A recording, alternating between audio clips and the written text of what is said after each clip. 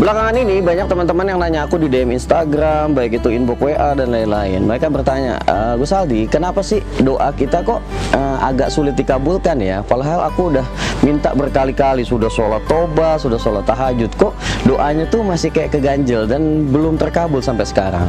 Oke teman-teman semua, ada satu tips yang lupa aku sampaikan di beberapa video. Ini aku berbagi sesuai pengalaman yang aku alami sekarang ini. Ketika aku mau memulai sholat sunnah, baik itu sholat hajat, baik itu sholat tahajud, maka semua sholat itu aku mulai dengan sholat taubat terlebih dahulu. Lalu di rangkaian sholat taubat itu, setelah melakukan sholat, aku membaca Sayyidul Istighfar yang bunyinya seperti ini: Allahumma anta rabbi, la ilaha illa anta khalaqtani wa ana abduka wa ana ala ahdika wa wa'dika mastata'tu, a'udzubika min syarri ma sana'tu, abu laka bi ni'matika alayya wa abu bi dzambi faghfirli fa innahu la yaghfiru dzunuba illa anta. Kenapa harus beristighfar dan sholat tobat dulu? Diibaratkan kayak gini teman-teman, kita ini seorang anak kecil tangannya masih kotor, lalu kita minta makanan sama ibu kita, gak bakalan dikasih teman-teman. Kita harus cuci tangan dulu sampai tangannya bersih, baru kita minta untuk kita makan. Nah, sama juga dengan permintaan kita, ketika kita masih dalam kondisi yang banyak dosa, tanpa meminta ampun terlebih dahulu, maka kemungkinan akan lambat untuk doa itu diijabah oleh Allah Subhanahu wa taala. Jadi inilah fungsinya sholat tobat dan Sayyidul Istighfar tadi. Mudah-mudahan ini bisa bermanfaat buat teman-teman semua.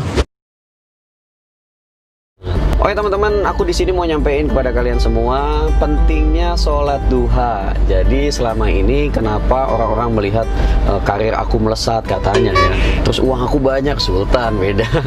Itu salah satu tipsnya adalah aku rajin sholat duha teman-teman. Jadi merutinkan setiap hari sholat duha. Kenapa?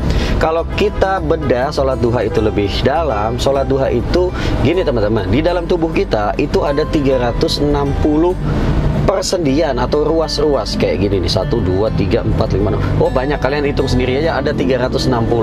Nah 360 persendian itu butuh sedekah setiap harinya teman-teman. Jadi dengan 2 rakaat sholat duha itu sudah melunaskan sedekah dari 360 persendian tadi. Alhasil orang yang rajin sholat duha itu hidupnya akan jadi berkah. Kenapa? Ya karena 360 kali sedekah itu tadi ya teman-teman ya. Jadi kalian nih yang belum hidupnya belum berkah atau masih kekurangan, banyak-banyakin sholat duha. Insya Allah dengan sholat duha rezeki kalian akan mudah, akan semakin bertambah setiap harinya dan akan semakin berkah.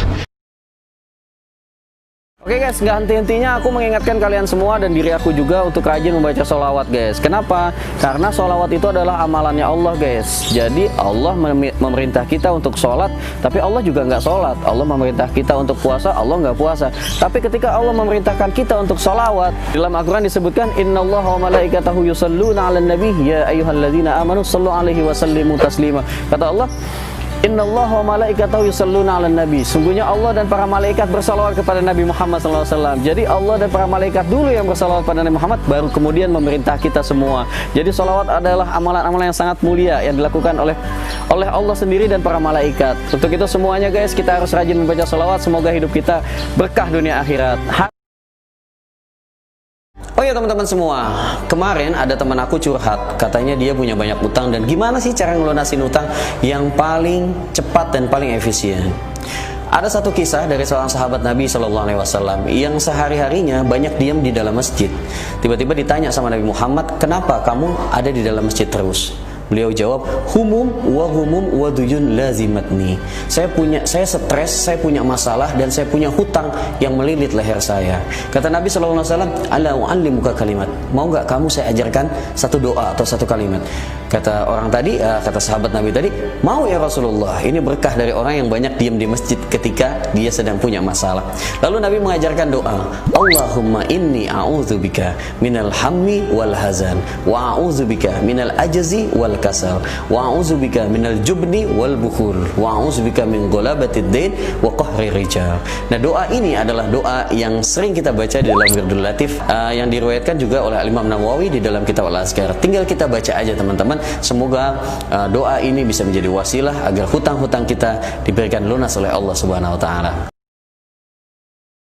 Belakangan ini aku menerima banyak banget curhatan yang kesimpulannya kayak gini. Mereka sudah berdoa tapi kok doanya belum dikabul. Setiap habis sholat sudah berdoa tapi kok doa aku belum dikabul-kabul ya. Nah di sini aku mau menjawab pada teman-teman semua bahwa Allah Subhanahu wa taala mengabulkan doa kita dengan 3 cara, teman-teman. Yang pertama adalah Allah kabulkan sesuai dengan apa yang kita minta dan sesuai waktu yang kita tentukan. Yang kedua, Allah tunda ijabah doa kita itu sesuai dengan waktu yang Allah tentukan, yang paling tepat untuk kita. Dan yang ketiga, Allah tidak mengabulkan doa kita melainkan diganti dengan yang lebih indah dari doa kita. Karena dari itu teman-teman, kita harus senantiasa berhusnuzon kepada Allah Subhanahu wa taala. Karena kata Nabi Muhammad SAW, "Nahnu inda zanni 'abdi bi falyazanna bi masya'a." Allah selalu bersama dengan prasangka kita. Kalau prasangkanya jelek, maka itu yang akan terkabul dengan kejelekan. Kalau prasangkanya kita bagus kepada Allah, prasangka kita bagus kepada kehidupan kita, maka hidup kita akan mulus dan akan bagus sesuai dengan zon yang kita miliki. Saya juga ingin sharing tentang adab-adab ketika kita ingin mulai berdoa, teman-teman. Tata cara atau etika dalam berdoa, yang pertama adalah membaca istighfar.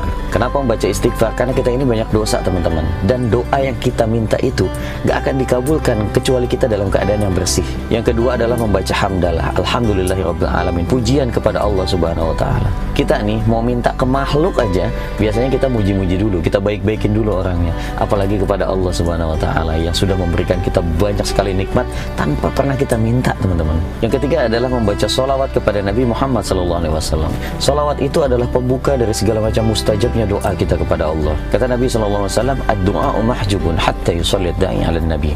Doa kita itu terhalang manakala kita belum bersolawat kepada Nabi Muhammad SAW. Dan yang terakhir adalah mendoakan kepada sesama muslim. Kenapa kita harus mendoakan orang lain? Karena ketika kita mendoakan orang lain, maka malaikat akan mendoakan kita dengan doa yang sama, teman-teman.